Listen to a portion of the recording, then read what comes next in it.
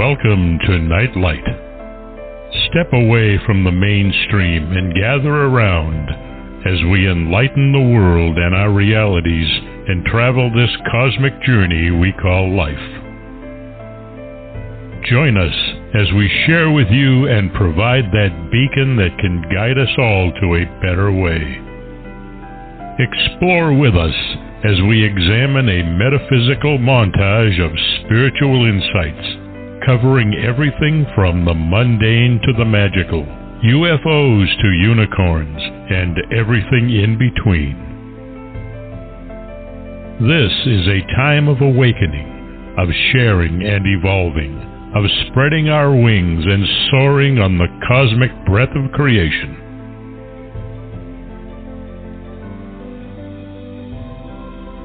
Come and join with other light-minded spirits as we weave our lights together to seek understanding, enlightenment, and, with a little luck, some wisdom.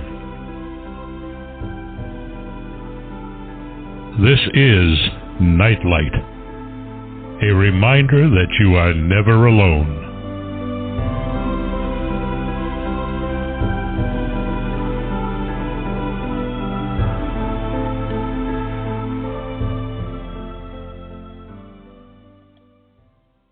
I hope everyone is off to a great start to the week. We're halfway to Halloween, but scary moments can happen right before a show starts. So it is a perfect time to have Dave Goudsward return to give us some summer vacation ideas and some chills up and down our spines. Tonight's show will give you some ideas on scaring the kids with readings at Lovecraftian sites, or see where UFO and cryptid hoaxes took place, see famous graves. Dave has researched the East Coast for the unusual, and he'll be discussing many of his books tonight. I think we've about 4 books we'll be covering tonight. So it's another one of those career retrospectives. And you can learn more about Dave by visiting his website, Goudsward.com. Hi, Dave. How are you? I am fine. How are you? Oh, pretty good. Are you able to put your phone a little closer to your mouth? Usually I have people requesting I get it further away. No, okay. Yeah, that's better. I hear that too, but since you're our honored guest tonight, we want to hear all of your captivating stories. You're even plugging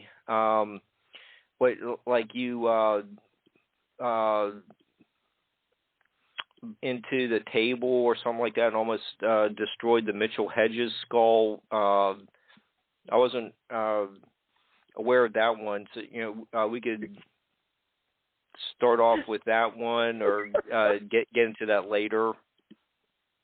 It's entirely up to you. That's one of those situations where I probably shouldn't get as much mileage from that story as I do, but it's just a fun story and nobody got hurt, although I probably would have been crucified on the spot, I suppose. Okay, well, let's hear it. I saw it on your advertisement for tonight's show, and I was like, okay, I didn't know we were going to talk about this, so let's get into your interaction with the Mitchell Hedges skull. For those of you who don't remember the Mitchell Hedges, or the Hedges Mitchell, I think it depended on who you asked. It was found in South America. It is a crystal skull carved out of a single unit of quartz, and it was inherited by archaeologist's daughter named Anna Mitchell Hedges. And charming lady. It was the first of all the crystal skulls that were later discovered.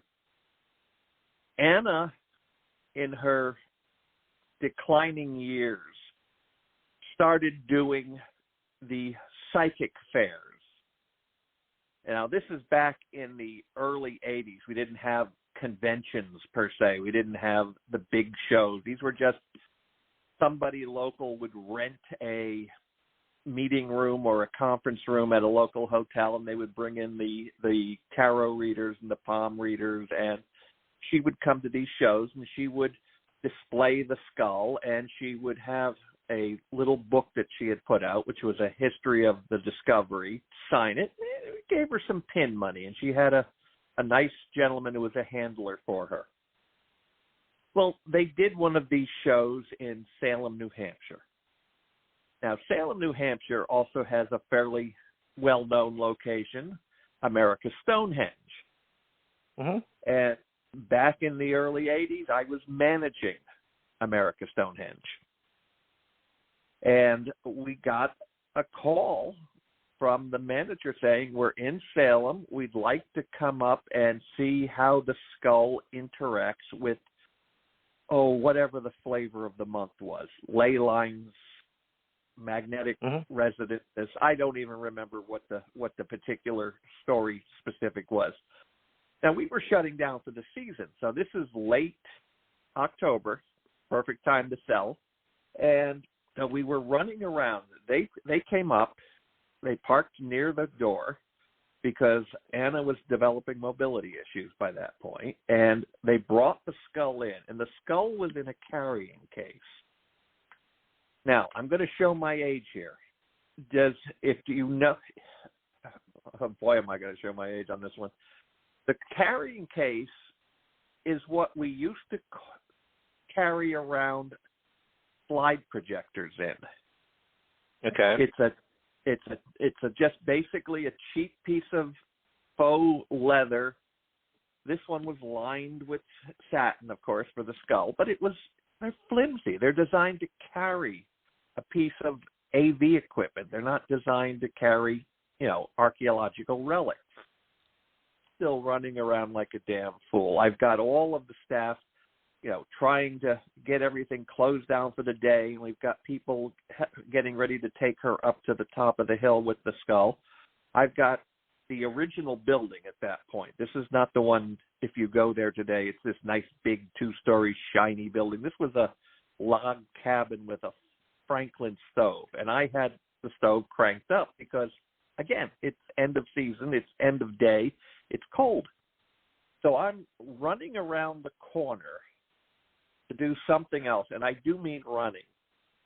And I suddenly look down, and there's the case. He had put it in the middle of one of my runways.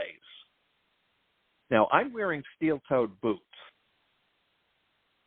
And if I pick that case, collapse, and it's going to treat that skull like a football, and I am going to punt it into the glowing red-hot Franklin stove. By sheer dumb luck, I managed to clear it with my foot. We're talking quarter-inch, half-inch clearance, and that's as much as I needed to safely get out of there, but that's how close I came to destroying the crystal skull. They did take it up. They did take it up to the hill. I was not going up. And they put it on, again, showing my age, a Lazy Susan, and put it on the middle of the sacrificial table. And lo and behold, the Lazy Susan with the skull on it shifted.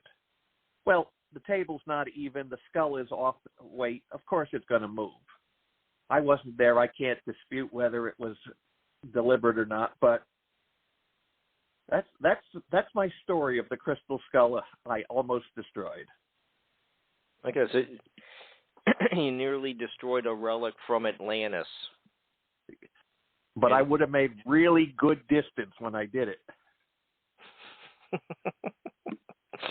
Yeah, in the prophecy of what the 12 other skulls being brought together to solve all the world's problems would have never happened because of you. Yep. Yeah, that one would have been on me. Of course, I'd probably still be in hiding. Okay. All right. I'm not proud of that story, by the way, but I am proud of how much traffic I've gotten out of it. Okay. Well, I'm sure the listeners enjoyed hearing your captivating recounting of that story. Okay, so you just mentioned one summer vacation destination in America's Stonehenge, and you have a really interesting book on several books on horror vacation sites. Since it is a cold spring in the Northeast, maybe we should talk about horror vacations in warmer climates like Florida. So if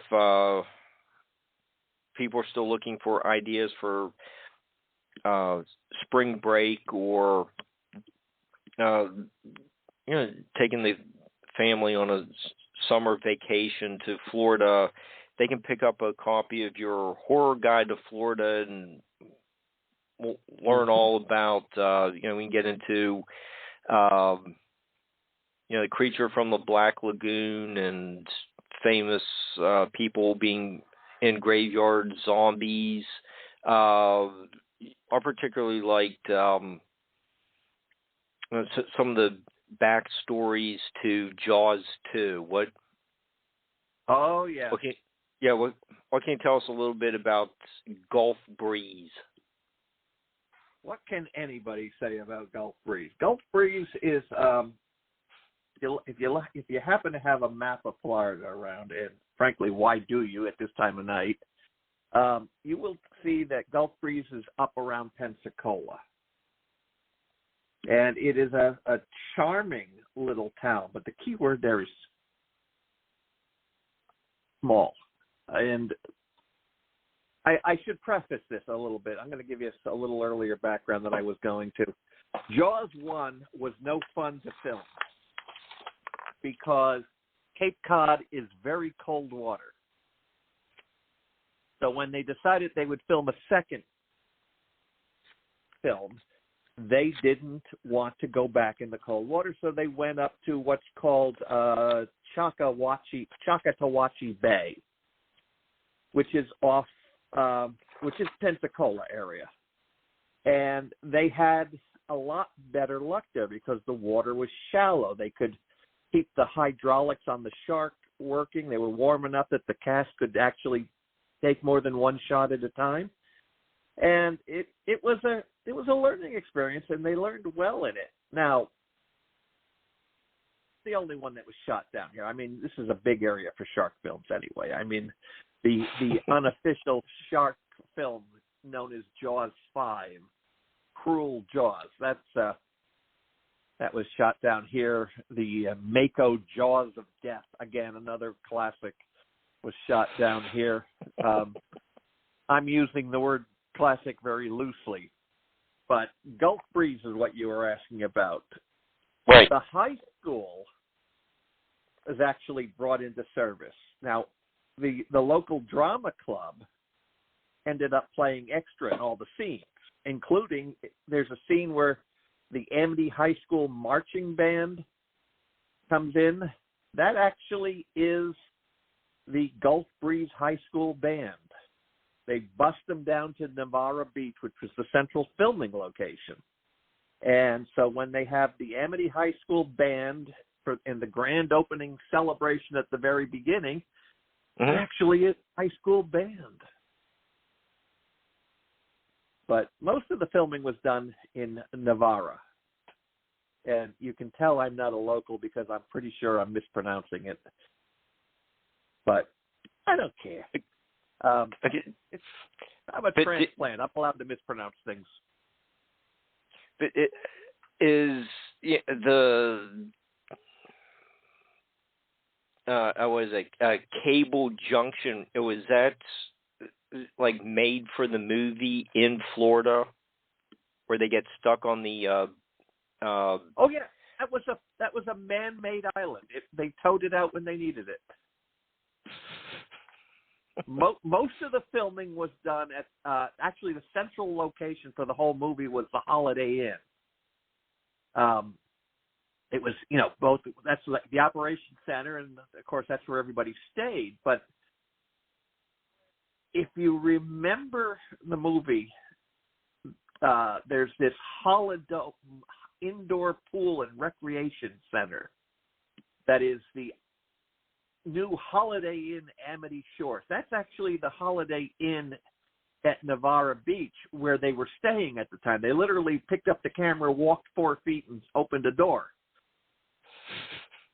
Now, unfortunately, the Holiday Inn in Navarre Beach was very badly damaged in Hurricane Ivan back in 2004, and then pretty much they destroyed it. It was uninhabitable in 2004, and then the next year, Hurricane Dennis came through, and that pretty much took out the building. So you're not going to be able to see anything in Navarre, but that's basically their entire claim to fame. I'm not really sure it's on the signs anywhere, but yes. Okay. Well, they're but Cable Junction, I guess, is I'm blanking. Some of these locations are so obscure to even now. The island, like I said, it was built on a raft. It just was flowed out into the bay when they needed it. But it was when they didn't need it, they pulled it back, and it was moored at the Shalimar Yacht Club, which is in Shalimar, Florida. So you bring your big multi-million-dollar yacht in for the holidays, and you park it next to the fake island sitting at the hot wharf. That's got to put you down a neg, just a touch. Well, it's interesting, the research, thorough research that you do for all these, different settings, and I'm sure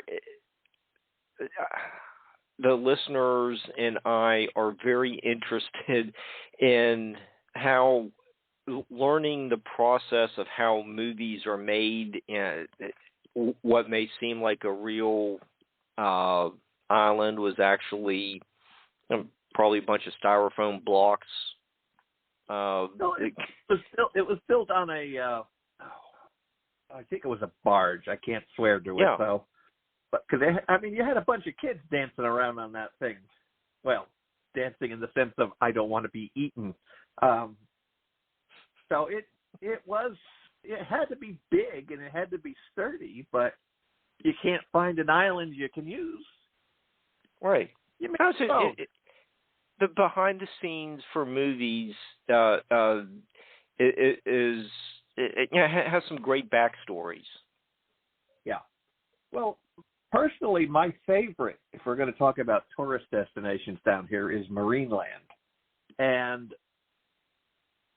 St. Augustine has a big barrier island, and on it is Marineland, which had just opened up in the 50s. It was supposed to be Hollywood East underwater. It had this huge central tank that they were using supposed to film there. And of course they filmed episodes of the different TV shows, the Lloyd Bridges show, and actually a couple of episodes of Flipper where they could shoot in the water and still have it look realistic. Of course, most of Flipper doesn't count anyway for our purposes, but that was mostly down in Miami. But the Marineland had problems. And the problem they had was they were too popular.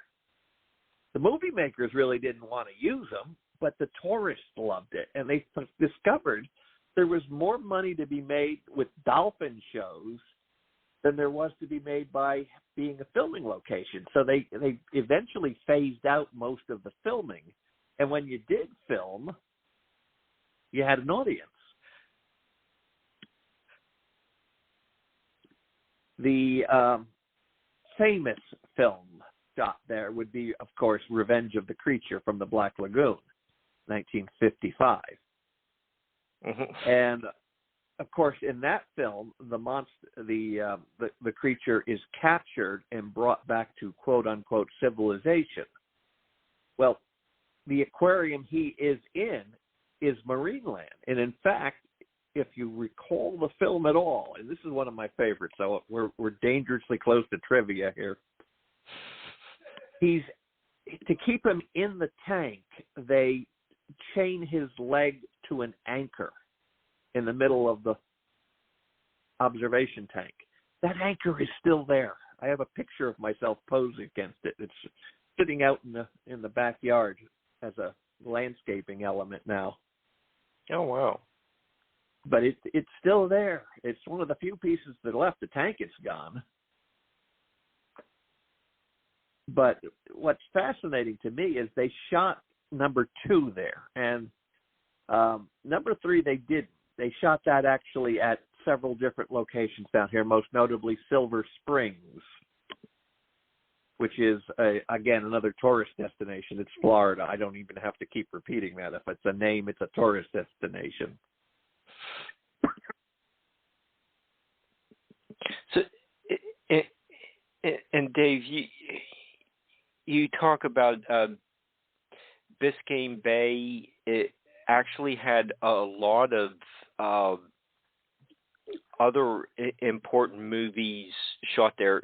That was where the original Creature from the Black Lagoon had some scenes shot there. You bring up Lifeboat. That's a fascinating Hitchcock experimental movie. Yeah, I mean, Day of the Dolphin. The water off of Hollywood is actually, well, California. It's very rough compared to Florida, which is much more shallow. And of course, they've got all these islands protecting the coast, so you have even less wave hitting the shore. It makes it much easier to film. And they still film down here a lot, not as much as they used to, but everything from Day of the Dolphins to like Bikini Swamp Girl Massacre. I think that was one of the more recent ones. That is not a classic. I missed that one. Yeah, you didn't miss much. The only good thing I can say about it is at least it wasn't 2 hours long. Okay, that's enough of a review, but I'm sure out here, and I mean, Biscayne National Bay is, I guess it's now technically a national park. I mean, H.P. Lovecraft visited Biscayne Bay, took a glass bottom boat ride, saw the coral reefs out there, and then went back to Rhode Island and wrote Shadows over Innsmouth, which features coral reefs off the coast of Massachusetts. Again, and that's a Lovecraft short story? Yeah, Shadows over Innsmouth. Actually, I'd call it a novella, but yes, short story. He visited Florida 3 times, and unlike other places he visited, you don't see a lot of Florida in his stories. I mean, I argue that his visits to St. Augustine show up in some of them, but he was very much more of a tourist than he was anything else when he came to Florida. It's not like when he went to, say, Newburyport, Massachusetts, which became Innsmouth. The story of Shadow over Innsmouth literally starts in Newburyport. Massachusetts, where he was staying. And the hero visits the library, he visits the Historical Society, he stays at the YMCA. This is all right out of Lovecraft's visit. And then he goes down the coast to Innsmouth, which just happens to sound exactly like the sections of Newburyport that were along the shore where the clam diggers lived. So I can say that about Newburyport. I can't say that about Florida. Florida, the next story had a reef in it, but it's not a major piece. First visit, he visited St. Augustine. That was always his goal. He then went to Tampa Bay, visited pulp horror writer Henry Whitehead, then took a bus cross-country to Miami, took a ferry over to Key West, visited Key West and Miami, went back to St. Augustine. I spend way too much time charting this man. I think I'd be a stalker if he was still alive. The second and third visit, he's not as active. He's visiting a protege named Robert Barlow, who lived in a two-dog town called Cassia, which isn't even incorporated. So if you look it up on a map, you're not going to find it. It's halfway between Eustis and Stetson University, which is in D-land. And if you have to ask, don't.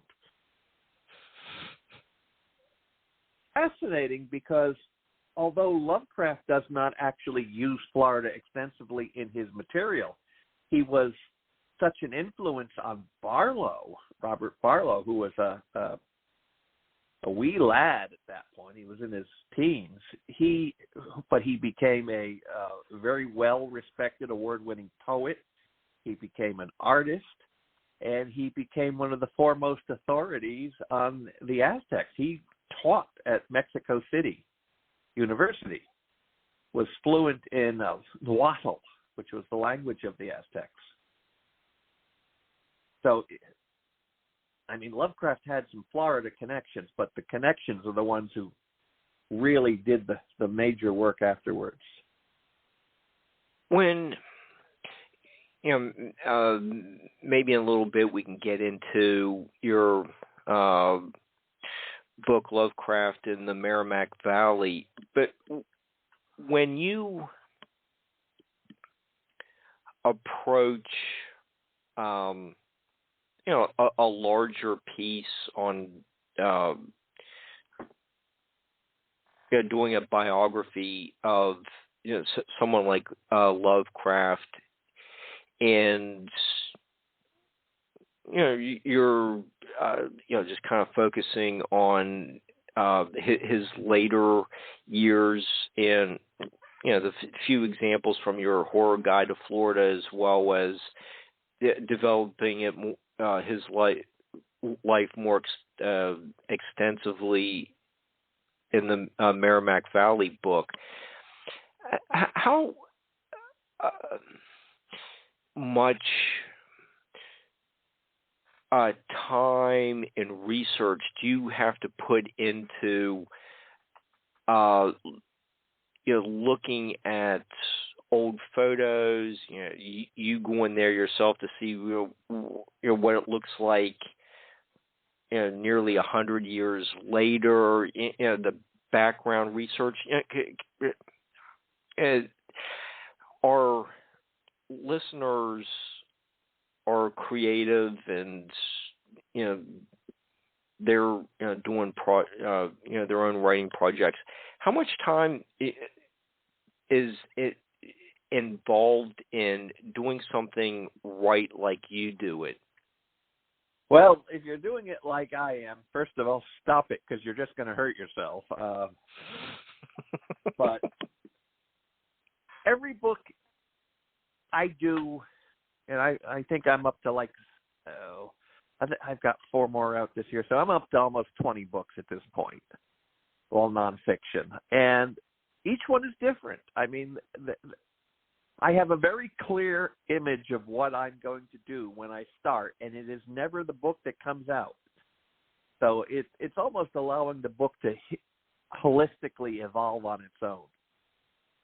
I did not expect to do an entire book on Lovecraft in the Merrimack Valley. I was actually just doing a pamphlet as a favor to a librarian in Haverhill who was a friend of the family who used to get Lovecraft fans coming into Haverhill because he mentions his visits to Haverhill in some of his letters, and they'd say to the reference desk, where can I find, try out Smith's house? And they would go, who now? And they'd go up to my buddy, Greg Lang, up in Special Collections. And he would go, I have no idea. And that was not something Greg liked to say to anybody. So eventually he found out I had been dabbling with Lovecraft because of his visits to Mystery Hill. And said, would you make me a list of the places in Haverhill that he visits so I can get these people some sort of a handout and get them out of my library and back out on the streets where they belong? And I said, all right, fine. Well, next thing I know, I've got a book. Because he was here a lot in the Merrimack Valley. He absolutely loved Newburyport. He absolutely loved Portsmouth, New Hampshire. He visited Haverhill several times.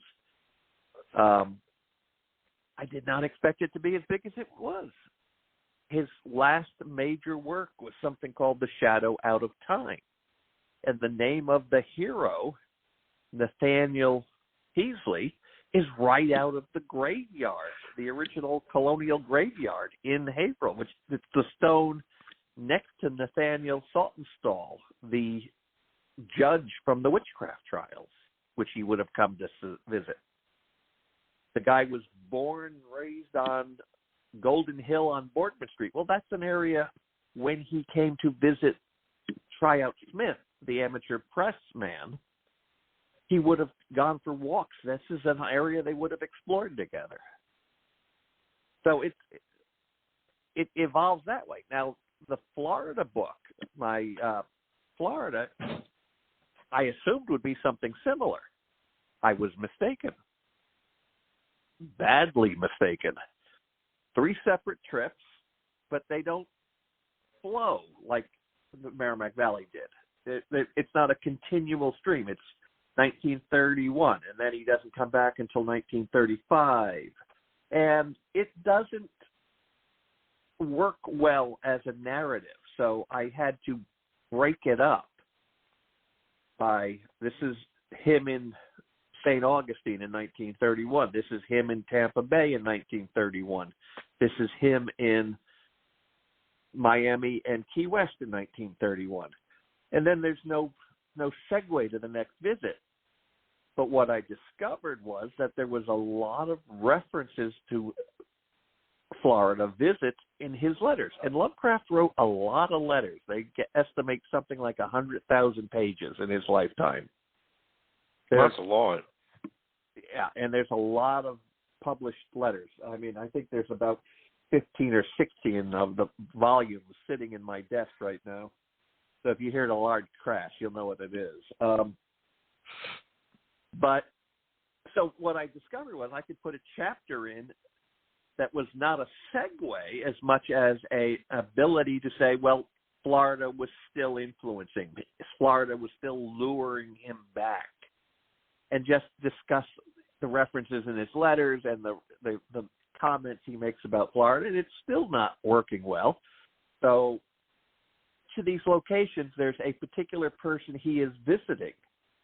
In St. Augustine, his first visit, he's visiting a retired milliner from New York, which is who his wife had known. So little biographical sketch of him.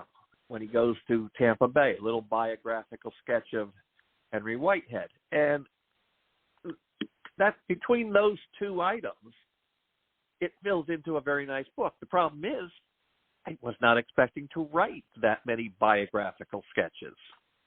So, and then of course COVID came along and shut down the whole operation. So that book's only about 2 years behind. Okay, so yeah, Dave, is the Lovecraft in Florida book coming out soon? It's coming out this year. Okay. How's that for not saying yes or no? course, I also said that last year. No, I have 2 chapters left to write. That's it. And one of them is a biographical sketch of Robert Barlow, artist, poet, printer, apologist. And that's actually the most difficult part,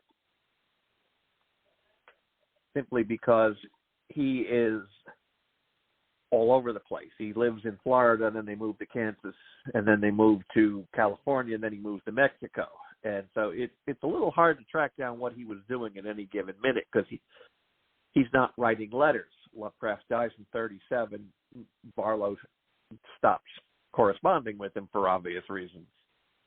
So anytime after that, you almost have to start from scratch again. I love it, but I got at least one publisher out there who's going, "Where's my book, Dave? Where's my book?" Now compare that to the horror guides. Again, entirely different situation. You kind of know. I mean, you can go to Internet Movie Database and get a list of movies shot in Florida, but they don't give you any specifics. So if you know, let's pick one of my favorites, Ted V. Mickles, the king of the low-budget movies in the early 2000s, did a series called Astro Zombies. It's as bad as you might think. Well, I knew he shot it around Daytona Beach. But once the movie, which is the punishment you get for doing these books, I discovered he shot film at the Daytona Beach newspaper. I can see the sign on the front. And then I look at another scene, and there's the Athens Theater in D-Land, which is, again, it ties back to the Lovecraft crowd. But you just start there, and that's just one movie. You have two or three listings, and you add up some of the oddball stuff. You've got, Stephen King has stories down here.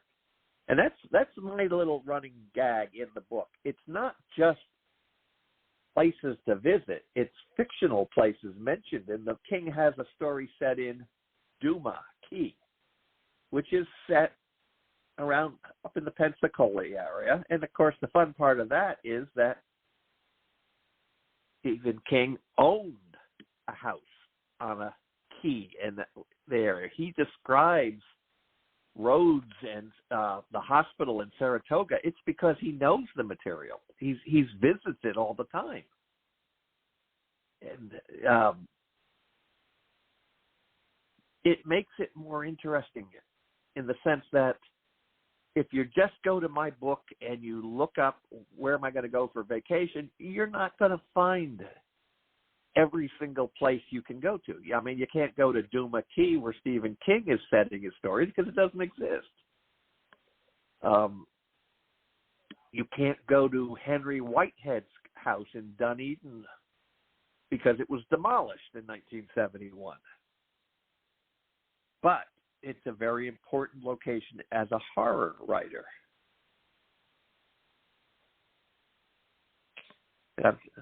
It starts there and you run with it. There are towns that I have never heard of, and their only claim to fame is that somebody shot a movie there or somebody famous is buried there. I mean, Leslie Nielsen is down here in Fort Lauderdale. I visited that one myself. Oh, he's buried. Leslie's buried in Florida. Buried in Florida. Yep. Shirley, you're serious about that? Yes, I am, and stop calling me Shirley. I really like his. I'm glad he's a pioneer. set that one up. I'm glad you set that one up. I would have been disappointed without that one. He's in Evergreen Cemetery, which is in Fort Lauderdale. It's a very nice little grave. He's got a park bench in front of it. And he's got a headstone with a fart joke on it. Of course. A friend of mine interviewed him, and she really appreciated the opportunity.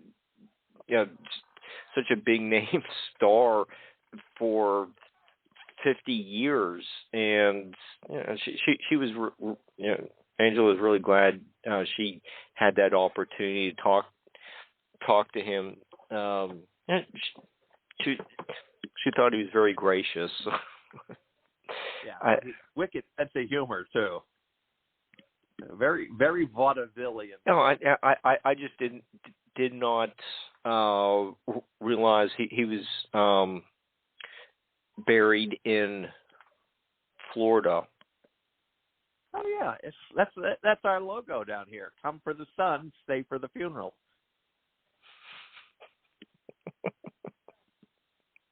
But I digress. And there are locations you don't think of as horror that certainly qualify. I mean, Leslie Nielsen, most people don't think of as a horror actor, but Tales of Tomorrow, Forbidden Planet, Voyage to the Bottom of the Sea, right. Tide in the Future, pretty much every Irwin Allen TV movie ever made, played the father of Jamie Lee Curtis in Prom Night. So, I mean, right there, as far as I'm concerned, he's in. But all the Naked Gun movies. Yeah. Some of them don't really qualify as a horror book, but you'd be amazed at how stretchy I can make the topic when I have to. If there's something I want in the book, trust me, it's going in the book, no matter how widely I have to rationalize it. But Dave, with your observations of the towns and cities, locations that appear in people's books and in the movies, finding that the authors really have much better works if they write about what they can see and know and get to know the streets.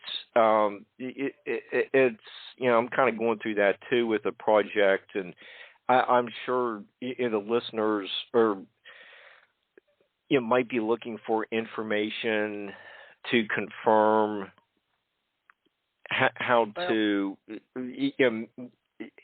make this one chapter a little bit better. Are you finding by studying other authors that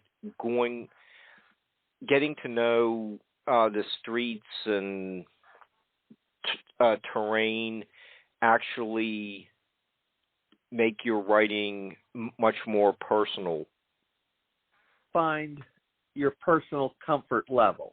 Now, if you're writing nonfiction, yes, you absolutely have to go down that street. I mean, in cryptozoology, there are people tell how they saw a monster. They were driving down this street and it was suddenly there. And then you go down that street and you realize there's a dip in the road and a little curve. So, yeah, something could appear in front of you very quickly. You don't get that from the interview. You have to physically see the road. Mm-hmm. Perhaps not as much in the horror guides, for instance. But there are some oddball things that you have to know the material before you go looking. For instance, Hollywood International Airport, Fort Lauderdale. In 1942, it became the Naval Air Station Fort Lauderdale. An air flight named 19. Flight 19 left Fort Lauderdale on a training mission. That's the most famous military mission that was lost in the Bermuda Triangle. There is a memorial to the lost squadron at the airport that people have driven by, hundreds of thousands of them a day. Nobody's ever noticed it. Is that the squadron from Close Encounters? Yep, They find in Close Encounters, they find the plains in the desert. Mm-hmm. So it qualifies right there. And of course, the best part is from an author's perspective, it means I can use a few more Bermuda Triangle listings, which technically isn't Boston. Boston. I wonder where my head is. Technically, Bermuda is not in the horror guide for Florida, but if you're using footage of Flight 19, to use it. And I will. I'm not proud. I will use it. But to go back to your original question, when you're writing fiction, it's really a different situation. I tend to get as much realistic material as I can in a story. I actually do write fiction, horror mostly, humorous horror, and mysteries. And I do most of my mysteries set down here in Florida. So I rely on the fact that I know what conditions are like on 95, and I know how quickly the storms come up and how quickly they disappear, and I know how to make fun of the tourists because I've lived down here that long, and so has the character. But in terms of actually finding the house they live in or the street, no, that's not as far as I go. Other people do. I mean, I did a mystery which involved a ghost who spoke Scottish, Gaelic, and I had to learn enough Gaelic to make it sound realistic and yet not bore the readers by having an entire conversation in Gaelic. So, as vague, but yeah, I think if you're writing fiction, you've got to decide how much realism you need versus how much you can just make up. And there are ways online to help you with that, for that matter. The Internet Movie Database ain't the only game in town. You've got a firearm database. You've got a worldwide license plates. You've got automobile database. So if you're watching a TV show and you go, I like that car, my hero would drive that, you could go to this Internet automobile database, find the TV show you were watching, and they'll tell you what the car make and model was. That I'll do. I'm not a car guy, so that's as close as I get to my expertise. Yeah, but it's just having a discussion about your creative process is interesting, contrasted with how other people go about,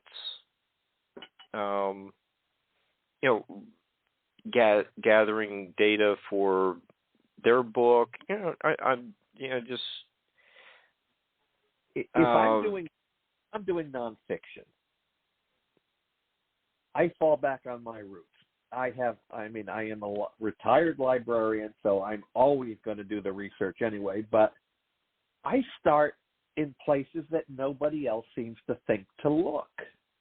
And I don't understand why, because, the old days before electricity was invented, this is what they taught you. You need information about a guy? Look him up. Now you got Ancestry.com. Look up a city directory. You can pick a name in a city directory, any name, any city, and then look him up for the next, 5 volumes, and you will discover when he gets married, when he gets a new job, when he moves. These are all little details that are useful when you're researching somebody, particularly someone who's, been dead for 50, 60, 70, 100 years. Not everybody's as well researched as some of these names, let me keep dropping, like Lovecraft. But there are some tremendous, simple and elegant ways to do the research on a character. And I don't know why people don't do it. I mean, it doesn't seem to be that difficult of a concept to me. I mean, you're writing a book and you need to talk about a person. You've got two sources. You don't even have to leave your office. You go to Ancestry.com, you got your trees, you got your census, and you've got the newspaper databases, obituaries, marriage records, lawsuits, interviews. I mean, I don't find writing the material is that difficult. It's deciding what to write and how to put it together. But you've read enough of my work, I think, at this point, and bless your heart for doing it, that I think I tend to into a larger perspective than necessarily other authors would. So when I say, and I'm going to, since we're in Florida anyway, Lovecraft visits St. Augustine. Well, when he visited St. Augustine, there was a civil war going on between the historical society who ran everything and the historians who said you can't have 6 buildings that are the oldest building in Florida. And this is the time period where Lovecraft is visiting the Castillo San Marcos, the fort. And he talks about, hearing the legends of the ghosts in the fort and how they found a hidden chamber where somebody had been bricked in, and that's right out of Edgar Allan Poe. And right. All of those stories were developed by the Historical Society to make the tourist happy. It had nothing to do with what was going on in the fort. There was no bricked-in hidden passages. It was just an alcove, and the story grew. And that's almost why the National Park Service took over the Castillo about that same time, because of this sort of stuff. And I know all that because I wanted to understand what Lovecraft was visiting, not just that he visited St. Augustine. He visited New Smyrna, which is one of my new favorite places on the whole planet, because 1800s sugar mill that was destroyed in the Second Seminole Indian War, that within 10 years people were claiming was ruins built by Columbus's second voyage crewmen. It was good for tourism. It doesn't have to be accurate. That was the mentality in Florida in the 1930s. Lovecraft was there during a transitional time. So I don't think it necessarily has to be put into the book as an expository, but it gives me a perspective, and I can sprinkle it in as needed. Okay, so are you doing an article on this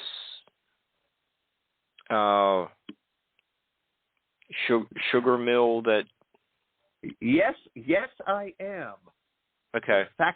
In fact, I believe it's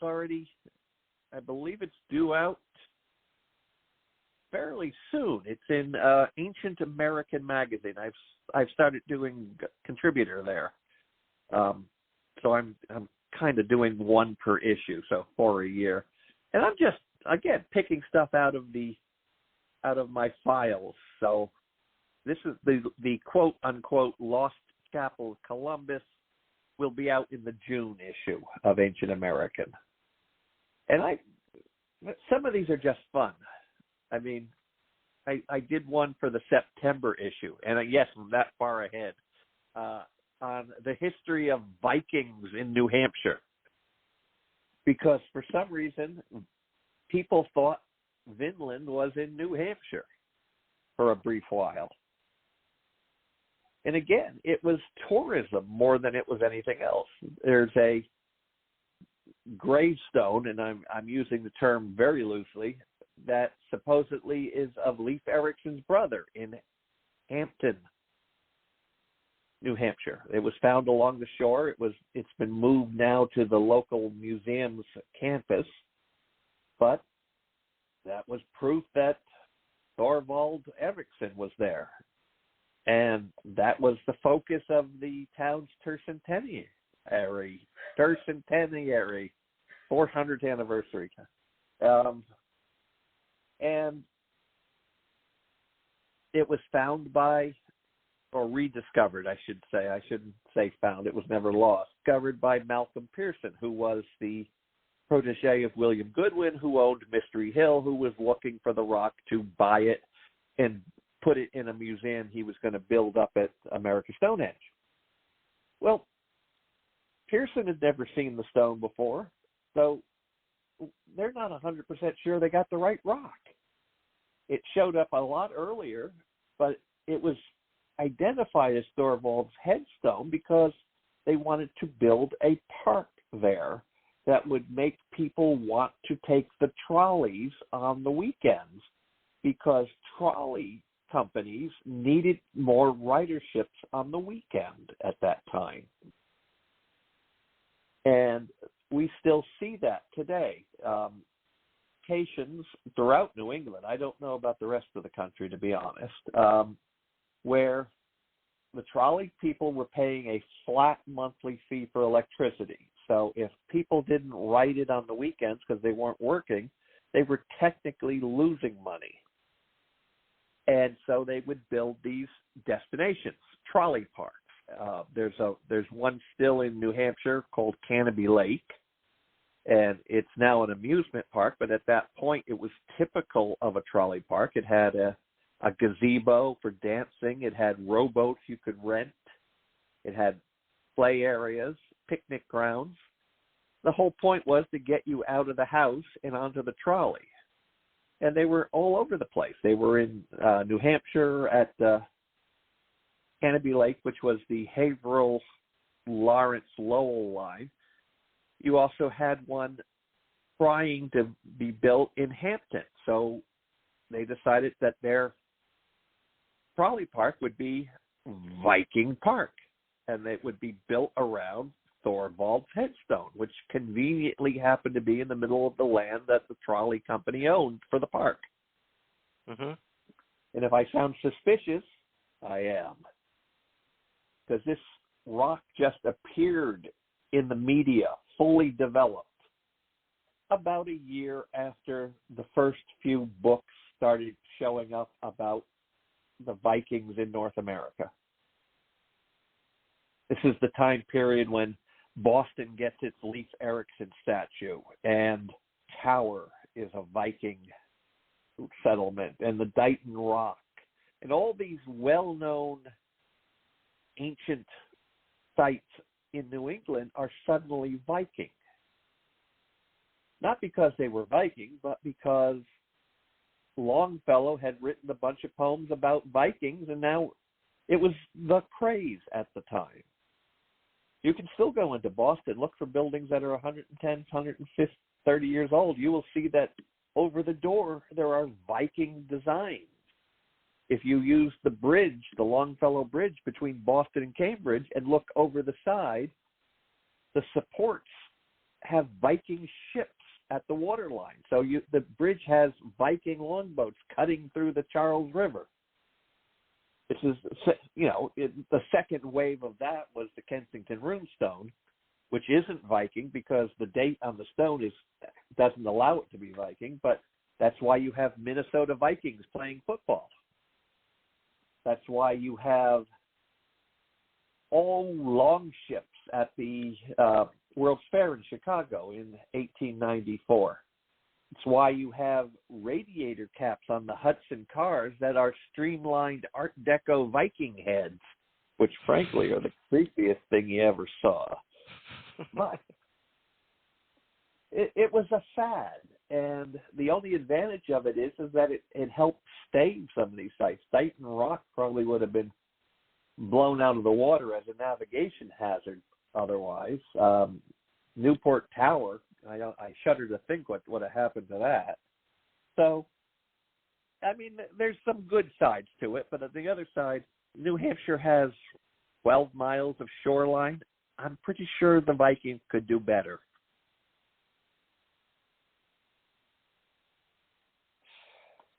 I'm not sure how I got there, but okay. I tend to wander off in the middle of a conversation, don't I? No, that's fine. You present captivating information. So, okay, so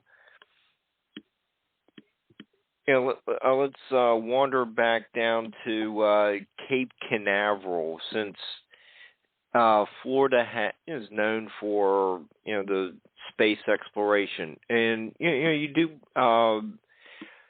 bring up the important points about Jules Verne's interest in Florida from like the 1860s or 70s.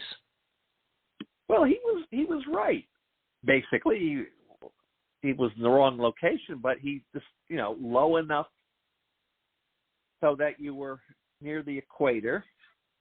The weather was good, and if it blew up, it would blow up over water. He just happened to pick Tampa Bay instead of Atlantic, so he was close. He was close. I'll give him credit.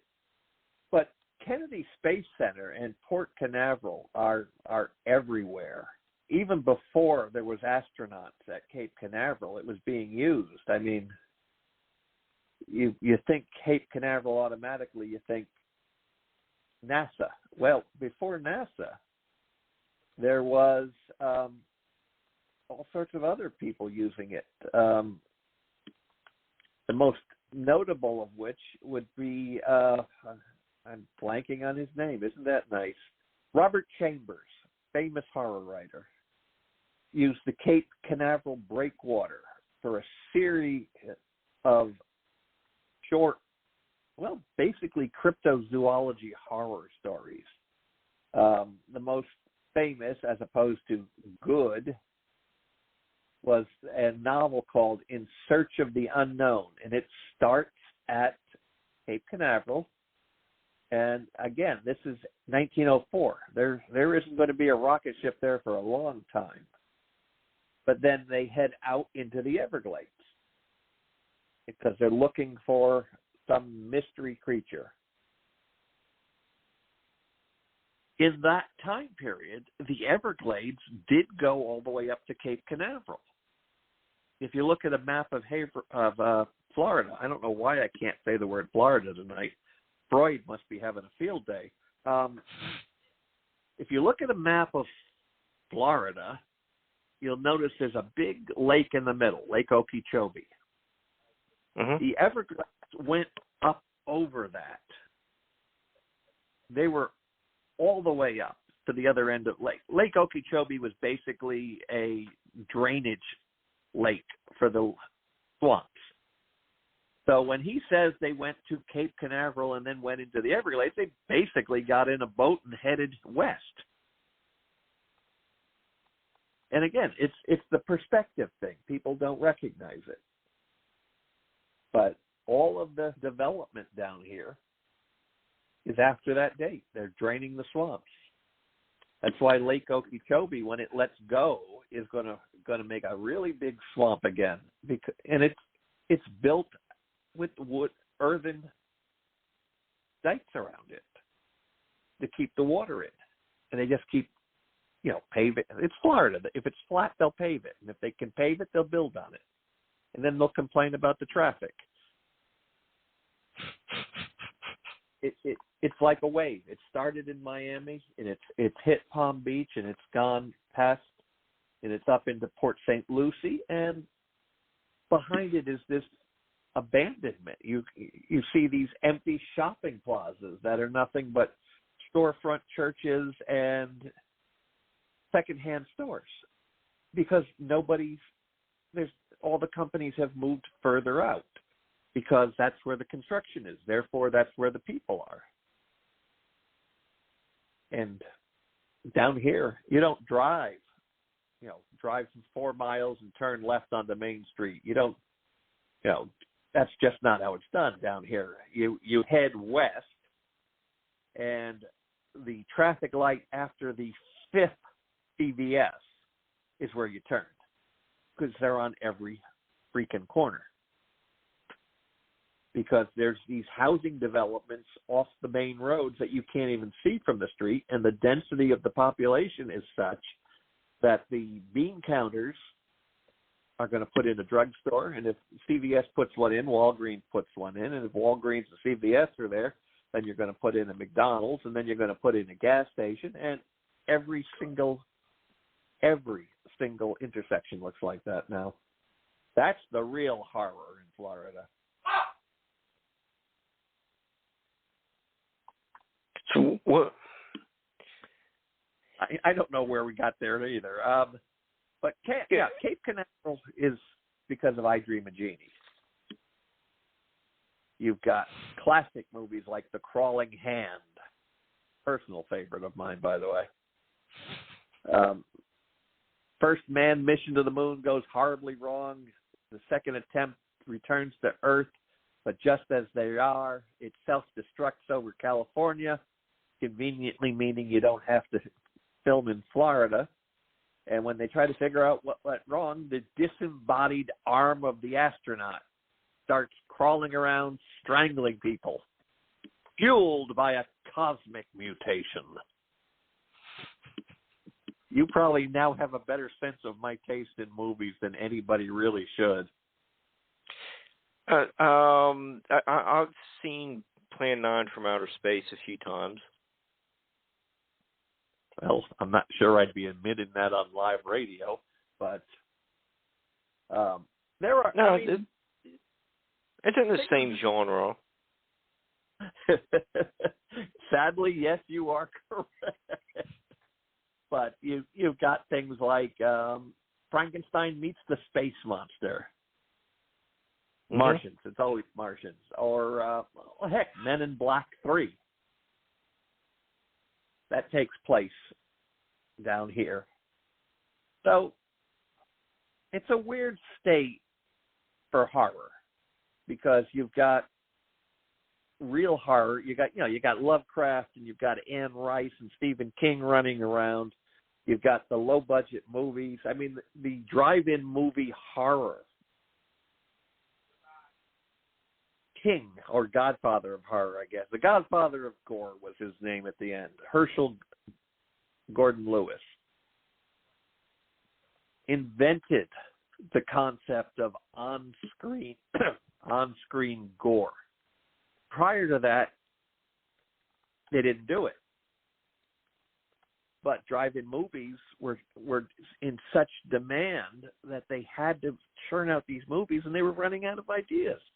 So he went to a local pharmaceutical firm and said, I need something that looks like blood that won't poison the actors if they have it in their mouth. And they developed blood, fake blood down here, so that they could use it in these Herschel Gordon Lewis movies. And these are not movies that one would really admit to watching, which of course are why they're my favorites.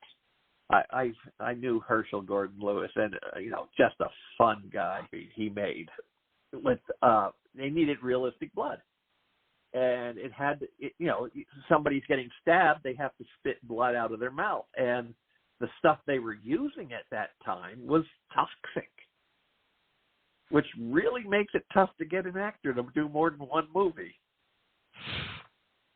So they went to a Coral Gables, Florida lab, and that's how they developed this makeup. In fact, they still make theatrical supplies today. It's more profitable than the pharmacy was. But Herschel Gordon Lewis is exactly the type of thing we're famous for in terms of the film. There was a hotel in what's now considered Miami. Back then it was considered Sunnyside Isles. Soar Hotel. And it basically had a cheap plaster of Paris style sphinx on the outside and kind of a triangular front. So they filmed Blood Feast there, which is about a caterer who goes insane, who happens to be Egyptian, and he's trying to recreate a classic ancient Egyptian blood feast to raise the gods. That's as much plot as you need for a movie down here. But look at how much the listeners are learning about cinematic innovations. Yes, basically it was red-flavored kaopectate. So, but what are you going to do? There's just been so many movies down here that are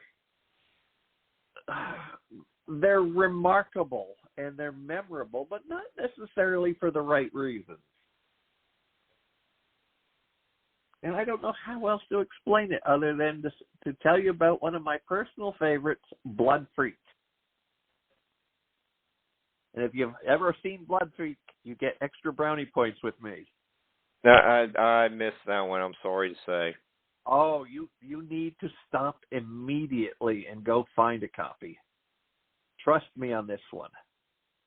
There was a Spanish language Tarzan film being shot at Rainbow Springs in like 1970, 1972. Rainbow Springs is where they did the Jeepers Creepers movie, by the way. And it's got Tarzan and Jane were tied up, and the special effects went bad, and they were badly burned. The two actors are sent to the burns unit at the hospital, and the film crew skipped the country. So when they got out of the hospital, they were unemployed. They got medical bills. So this guy, Steve Hawkes, who was known as the Italian Tarzan, agreed to do this movie with a fellow named Brad Grintner. And that was oh God, how do you explain Blood Freak to somebody without shutting down the whole show? Steve plays the hero. He is the good guy. He stops to help a motorist in distress, and she invites him home to meet her family. And her father offers him a job at the family turkey farm. That's an important clue for future reference. And he basically, for all of the turkeys, they've got all these hormones and chemicals they're injecting into the turkey, and he's testing them to make sure that they're not detectable by taste. The other daughter, the evil daughter, gets him hooked on the marijuana, but it's a new strain, and it reacts to the experimental turkey's chemicals. And he turns into a vampire turkey mutant that chases junky teenagers through the woods to drink. And when I say he turns into a vampire turkey mutant, they put a papier-mâché giant turkey head on him.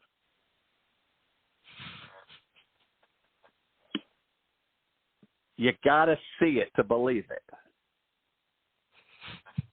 Okay, so it's Blood pretty Freak. similar, but only better than Motel Hell. I hate to pick and choose. I know what'll sell this one for you. The movie wasn't long enough to release even to the drive-in, so the director/producer Brad Grintner did drop-in spots where he's chain smoking in a hotel room with one of those old metal folding tables and giving messages about how drugs are bad for you. So the movie turns into an anti-drug, pro-religious film about a bloodthirsty vampire turkey mutant.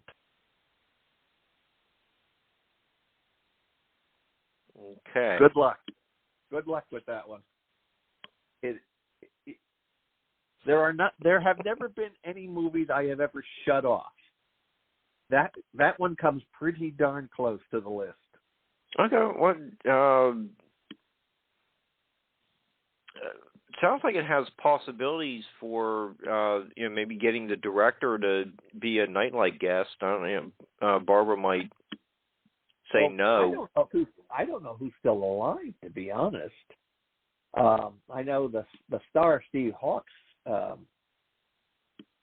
he passed away. I don't think any of the other actresses or actors ever acted again, and frankly, I don't blame them. And Brad Gritt, I don't know, the director has passed away. His son actually still lives in the area, but I believe he runs a nightclub now. So, yeah, I would like to have a few words with him, too, like, what were you thinking?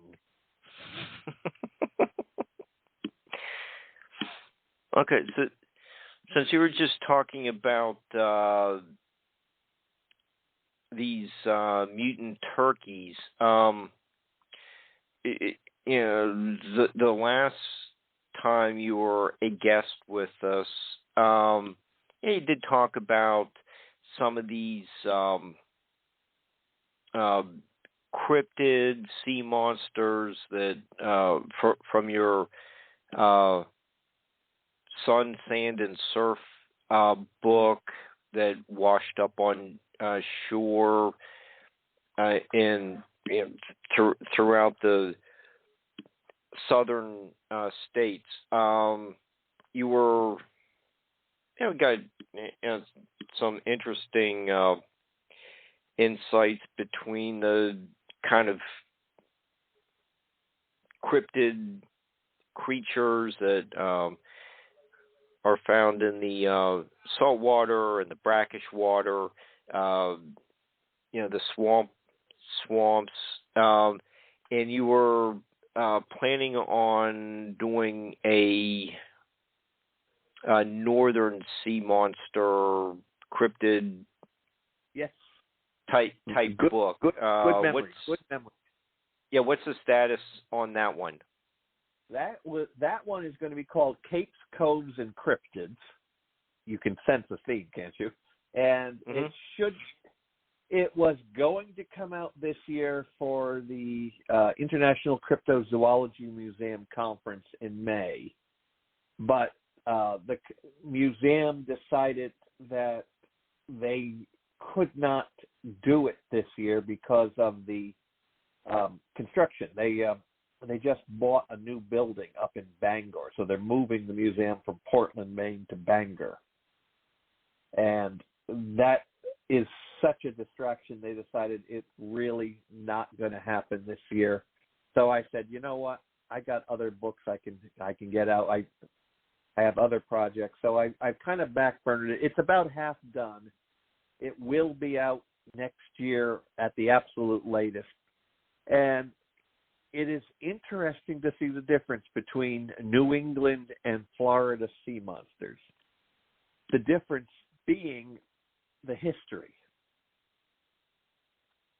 Okay. What's the difference? Much, much deeper history in Florida. In New England. Of course, we've been here longer too.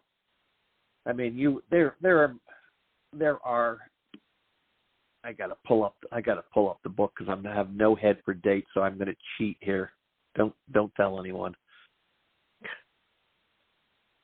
But I mean, 1640 for the Pilgrims. There were already people up and down the coast. Canada had fishermen who had been here for 100 years by that point. So Henry Hudson, 1608, sees a mermaid. I mean, 1608, Florida was a swamp with a few settlers up north. So it's that rich of a history, and it just goes on and on and on like that. 1639, Black Point, Maine.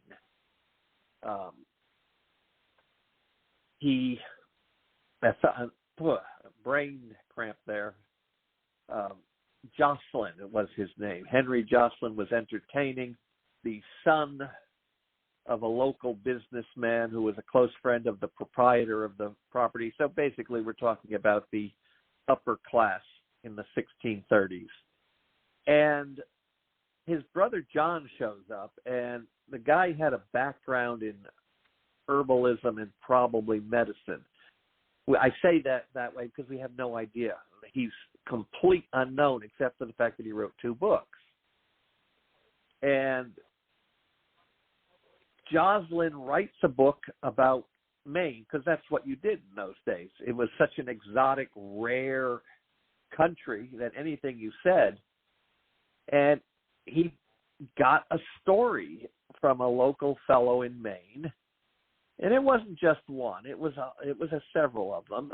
One of which was, again, a mermaid. But he also has in 1639, the book comes out 1674, so there's some fudging there. But it's the earliest record of the Cape Ann sea monster, which would be Cape Ann, Gloucester Harbor area, but it wouldn't be for another 200 years. So it pushes the sea serpent accounts down in Massachusetts back another 200 years. And there's stuff older than that floating around out there. So, in Sun, Sand, and Sea Monsters, you're covering some of the behaviors of animals, like an octopus is going to go under a rock, and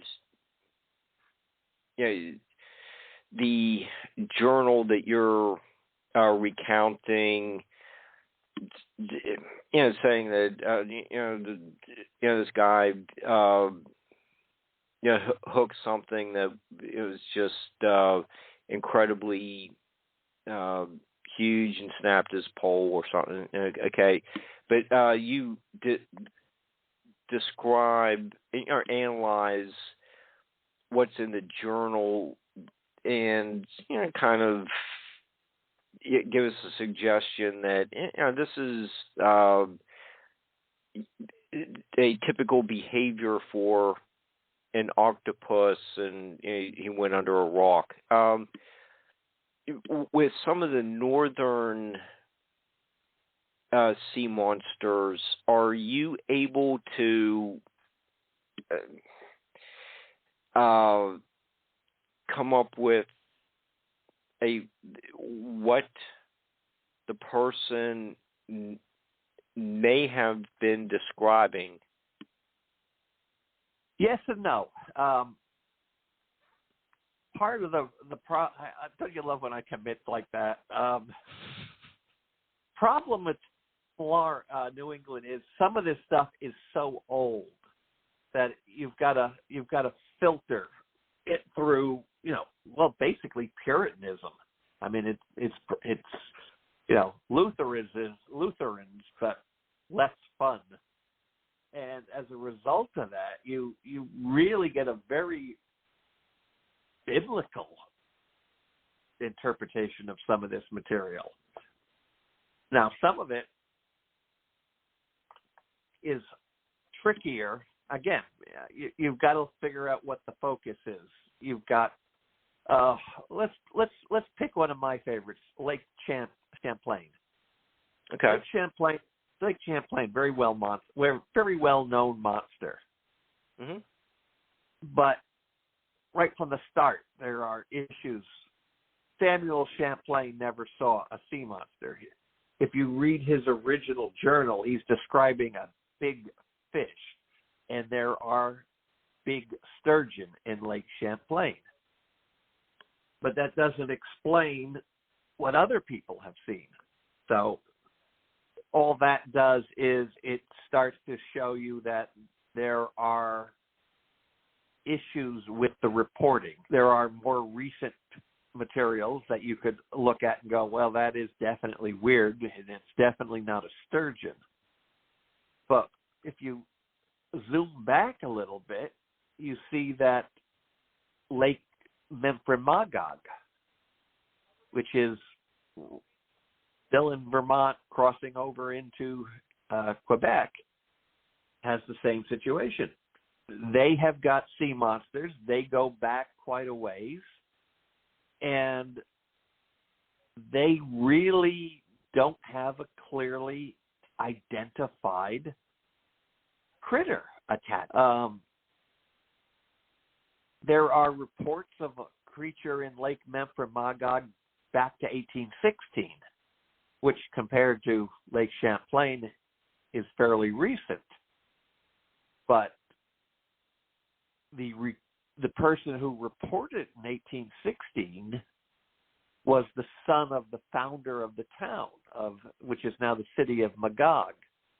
And he recorded 4 separate sightings, 8 witnesses, and added that the Indians wouldn't go into the lake because of the giant serpents or alligators in it. So you've already, right there in the first report, you've got 2 different types of sea monsters. You got a giant alligator or you got a giant serpent.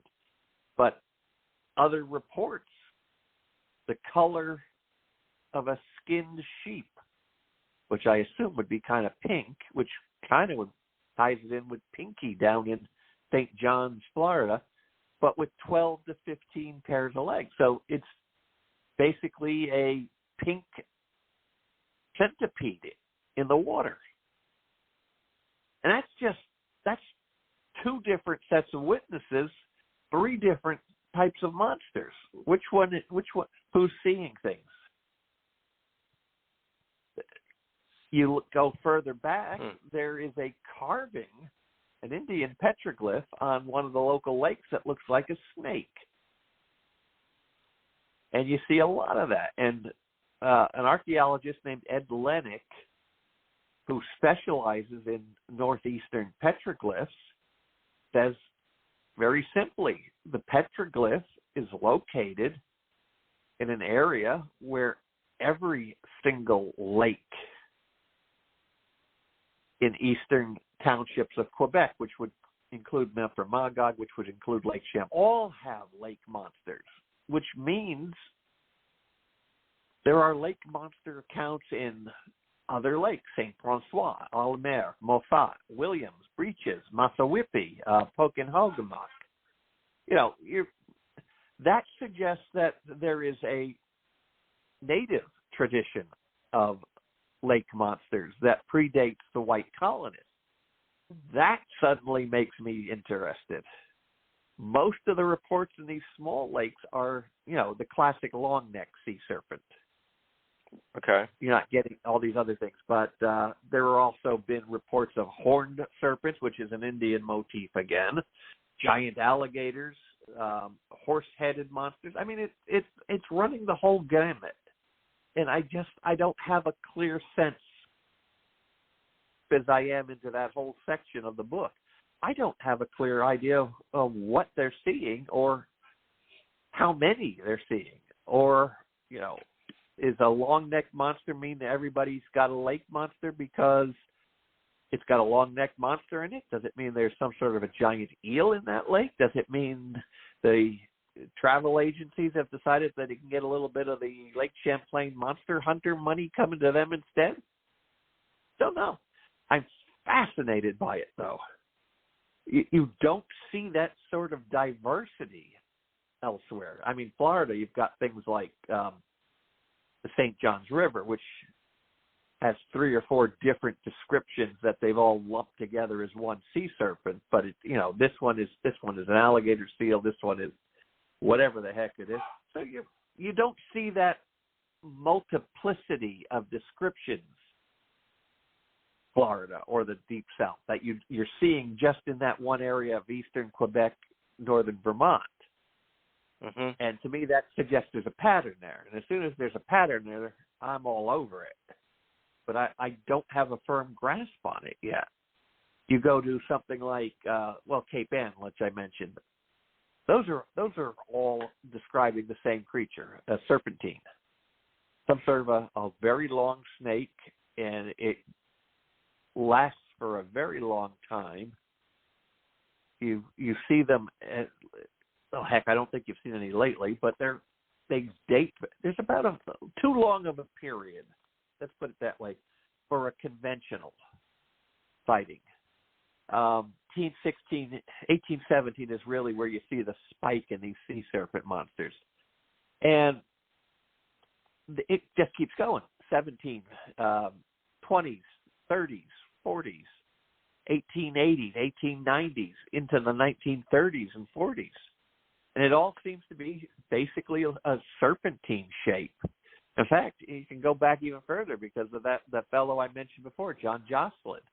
He's got an 1639 report of a sea monster at that area. But they are consistent, and that's what makes me suspicious that there might be something there. Now, there's a fellow, for lack of a better word, who has a book out called Entangled, who argues that what the monster in Cape Ann is a fish or turtle that is tangled up in fishing lines.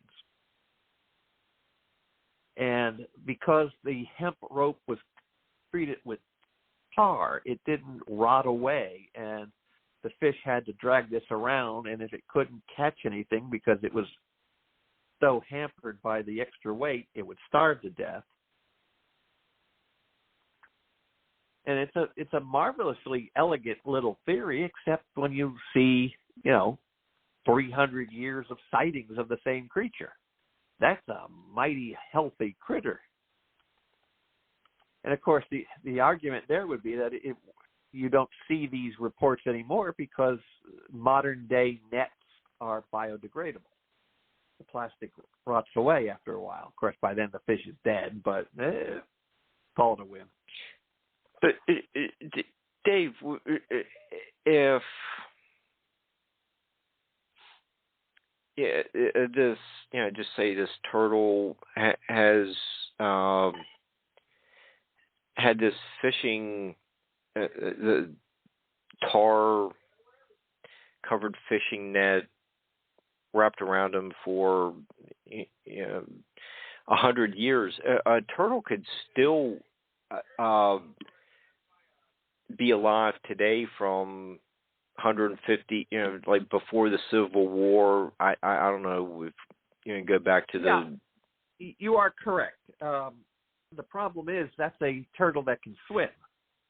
The leatherbacks are the big ones out in the ocean. They have a very limited diet, and it's usually things like jellyfish, small, soft critters. And if they can't dive down to get it, they're not going to last 100 years. Well, okay. That's my argument against it. In certain cases, I don't think it works well in the Cape Ann sea monster or the Gloucester monster or whatever we're calling it this year. Could any of these sightings, let's say, like from the Miles Standish time period, could any of those sightings be of some species, it kind of made its home in the, like the southern New England area and has since become extinct? Have you encountered anything like that? I don't think it's out of the question. I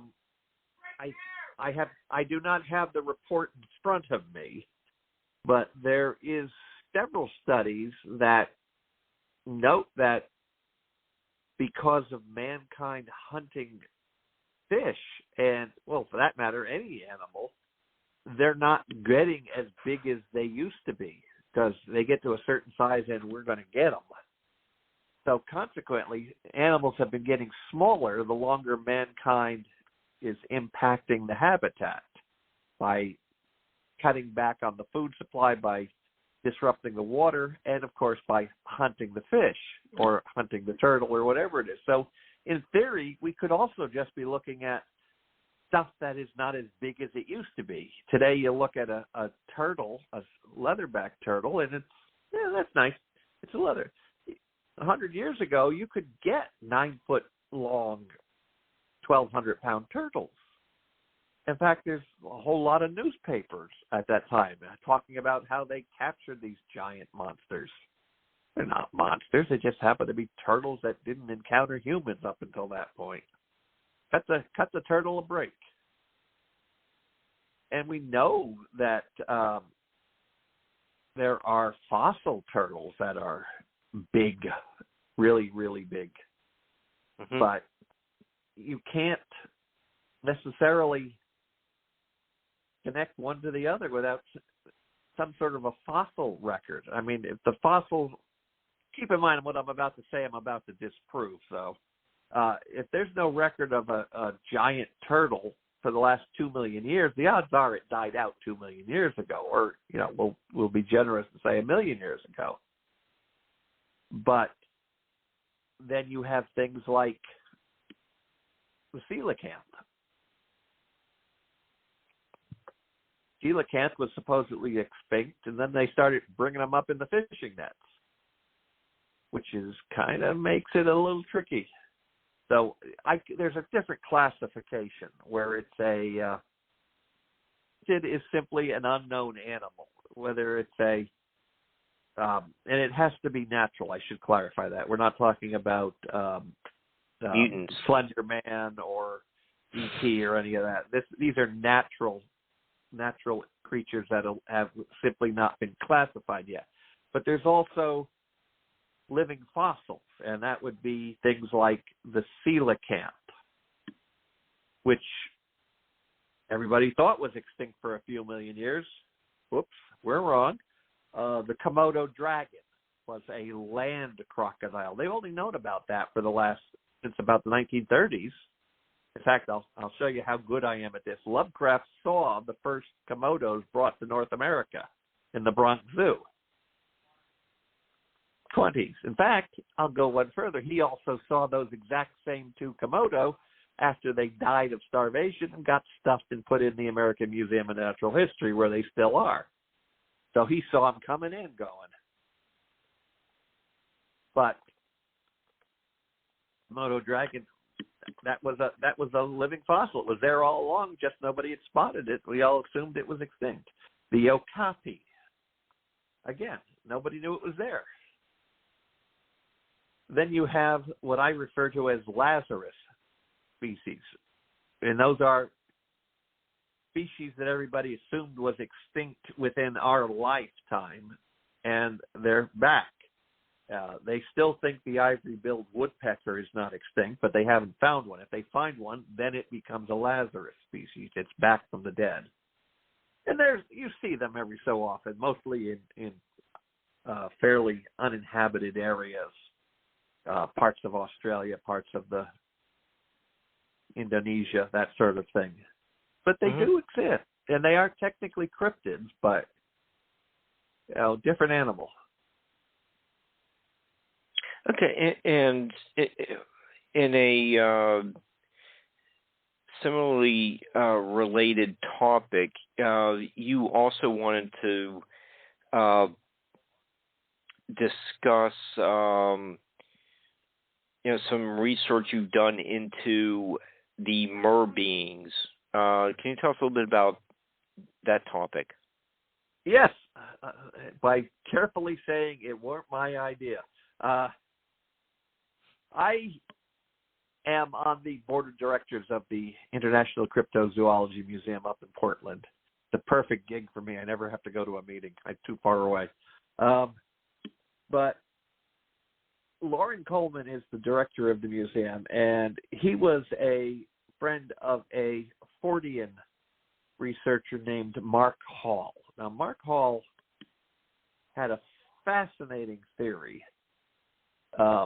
Whether you agree with it or not is irrelevant, because I'm a historian. I don't have to agree with it. I just have to look at it from that perspective. And Mark's theory was that mermaids were actually primates, that they had branched off from the main tree of humanity and from a species known as Oreopithecus, which was a small mammal, I would call it a monkey, chimpanzee size, that they found in Italy, and it looks like it was living in the swamps. Now, his logic was that the Australopithecus became a water dwellers. It was a time when you had all these different types of humanoids battling for dominancy, the Homo sapiens, the various and sundry Neanderthals, the Homo floresiensis, he found it would be easier for a species to live on the edge and semi-aquatic. They would wade into the water and feed on aquatic plants. Also, based on the fossils of the Australopithecus, they're saying it may have also eaten freshwater invertebrates. So, in other words, it was adapting to a swamp environment. It was eating plants and small animals it could capture.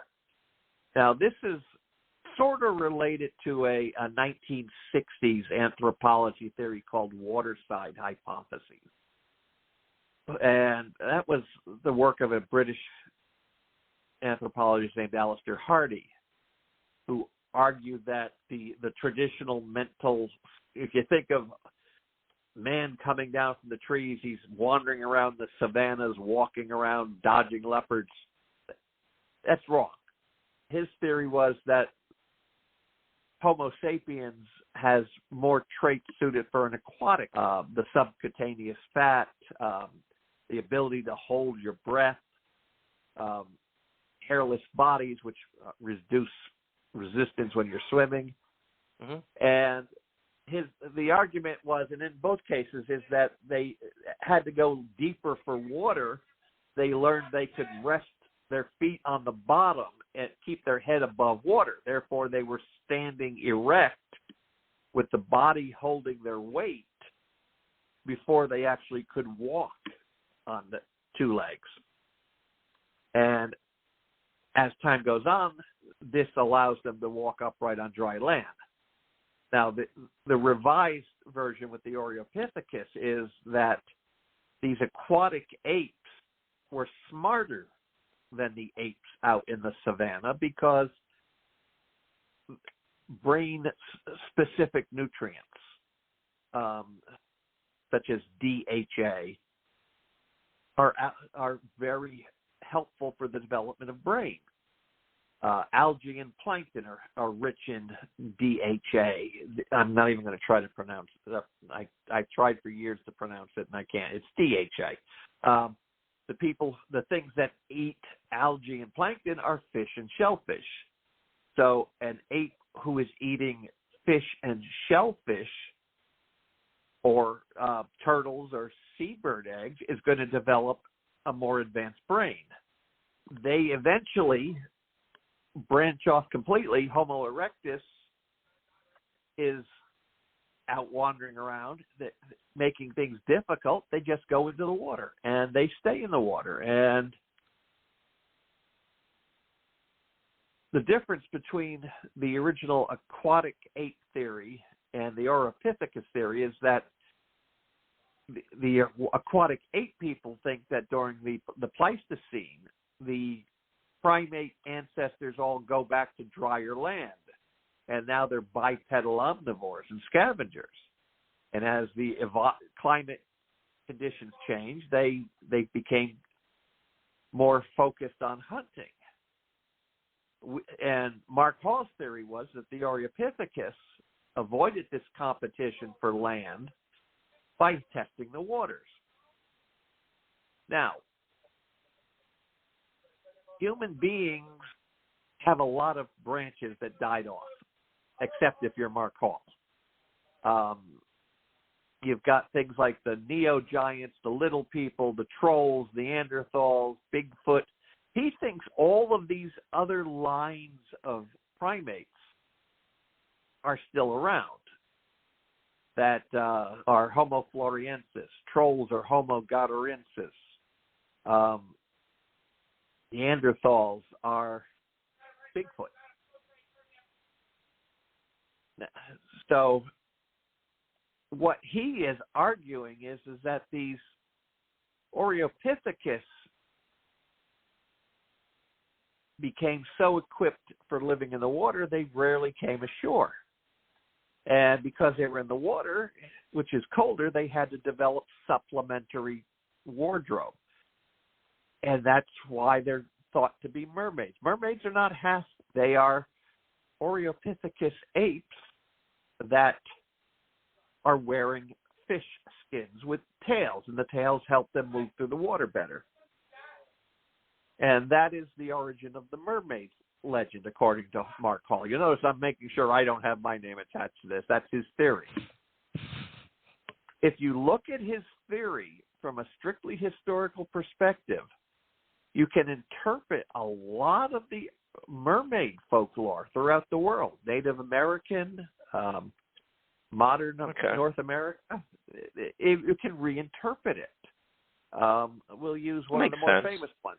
1610, Richard Whitburn, wandering, was on the shore up in Newfoundland.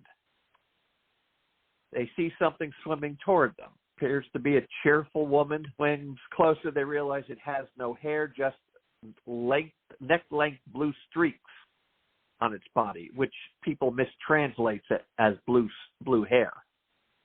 They got within 20 feet of them. They decided to back off. They start putting some distance between them and the shore. It gets the hint. It turns around and dives back, and that's when they realize that the shoulders and back are human, but from the waist down, it has a tail and a broad hooked arrow shape of a tail at that. And it does something that you see a lot of. And again, this could be behavior.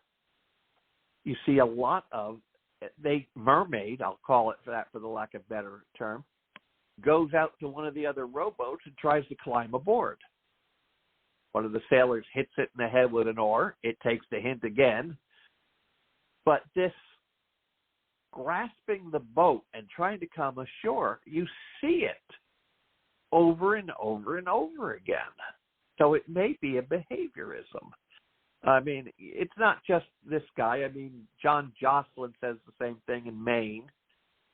And the earliest one that I found is actually a 1578 account in Brazil, where the mermaid comes up onto the little boat, tries to get inside, and the usual version of it is they cut off the hand with a hatchet. Everybody is stealing from everybody else, dating back to the 1578 account, or there is a history of it.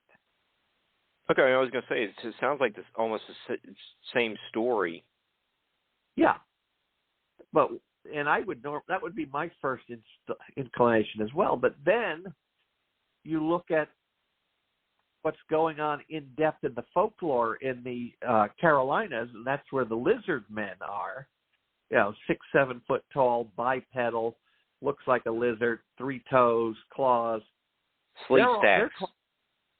Sleep stacks, exactly what. And they're climbing on top of cars.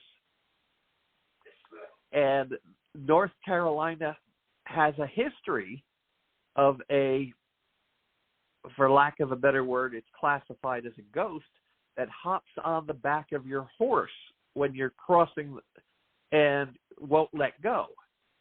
So it sounds like it's a version of this mounting of the vehicle or horse is similar to the grabbing of the ship or the boat. So I don't know. I mean, it's an interesting pattern. But you look at a standard report from Europe, the mermaid comes ashore and you steal her mirror or you steal her comb, and she can't go back into the water. Well, if you work from Mark's perspective, that's a garbled version of what's happening. This is an instruction on how to stop a mermaid by stealing their scuba gear. for lack of a better way to phrase it. Not their cap, their goggles. Not their mirror, it's the glass in the viewing platform. Basically, you're stealing enough of the garb that they're wearing that they can't risk going back into the water. And you see that throughout Europe, in Asia and Australia particularly. You've got stories where people are literally able to just take the tail off and walk into a village. There's a party in the village, there's a celebration, the mermaids come ashore, they hide their tail, and they just go in. In New Zealand, the Maori, I'm starting to lose my voice here, the images, some of them are serpentine tails, like a mermaid, and they have a long tongue. Well, if you look at the long tongue from the perspective of being an air-breathing primate, it looks more like a snorkel. So, do I necessarily buy into it? Not my job. I cleaned up the book, I added a few extra stories, I interpreted them in the way that Mark Hall would have, and it's an interesting reinterpretation of classic mermaid lore.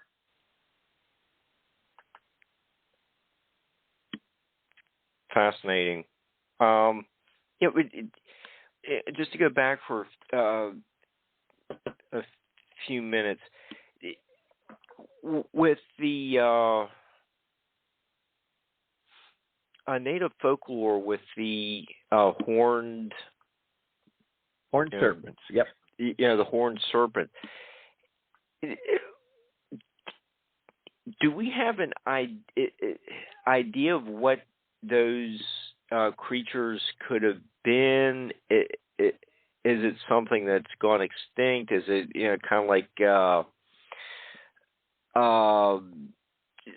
some type of like hybrid animal, like a buffalo horn, like we find in the Egyptian hieroglyphs, Anubis, the dog head and human body.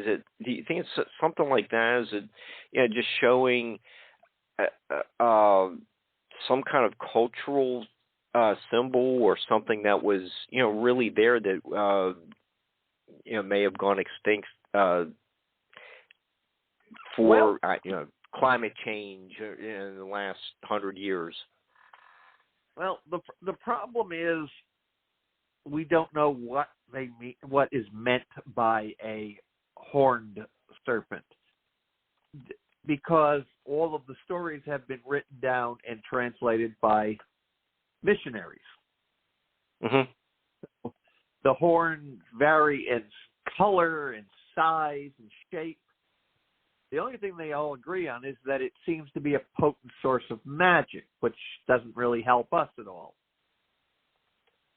Now, there's an ethno-historian named George Langford, who argues, and this is a key argument to me as well, that although it's always referred to as the Great Serpent, sometimes it doesn't have horns, it's a large group. It's a horned serpent is actually horned serpents, plural. And there's an interesting variety of sizes as well. And the horns look like, well, the Mi'kmaq up in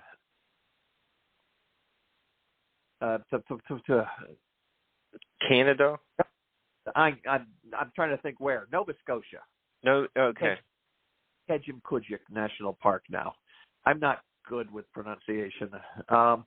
There are two, Ed Lennox, my buddy again, says there are 33 snake images, including two very different representations of the horned serpent. One has a curved snout and small pointed horns. The other one has a pointed snout. It tapers to a point, and it has stylized antlers.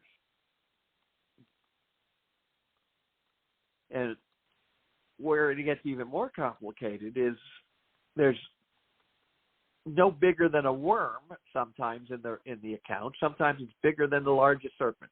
That doesn't tell me anything. Some of them have feet as opposed to having fins. There's no rhyme or reason to it. There's one in Peterborough, Ontario. Ontario. Yep, you're faster at it than I am. It's a thin, undulating with a tail and just simple lines. So we don't know what they look like. And the reason I mentioned how much variety there is, and I know we're running out of time quickly, is that we have like 90 seconds. There are still reports of sea monsters today that have bumps or horns. So they may not be extinct. It just may be we're misinterpreting what is meant by a horned serpent. Okay. Well, we're going to have to stop there. Dave, can you give out, website, anything, where to find your books? Then we're going to have to wrap it up for the evening. Thank you. You bet. My books are all available on Amazon. Just type in my last name, Goudsward. You'll get my books. You'll get my brother's horror books, and you'll get a distant cousin who's got some odd titles of his own out there. Otherwise, you can visit me on my website, which is Goudsward.com. Just go /Dave or click on my picture. I share the account with my brother, and it'll give you every book I put out in your wildest dreams. Okay. All right. So we're just about out of time.